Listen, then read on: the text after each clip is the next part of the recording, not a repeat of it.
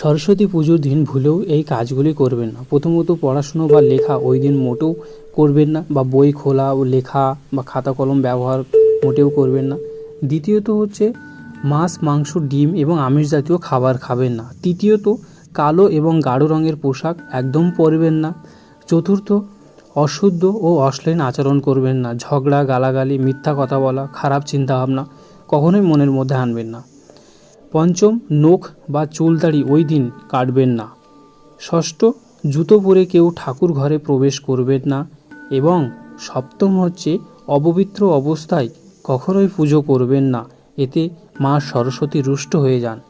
এবং মনে করা হয় যে পুজোর দিন বই বা বাদ্যযন্ত্র বা কলম ইত্যাদি যদি দেবীর সামনে রাখা হয় তাহলে দেবীর আশীর্বাদ পাওয়া যায়, এবং ছোটদের ক্ষেত্রে অনেক জায়গায় হাতে খড়িও দেওয়া হয়।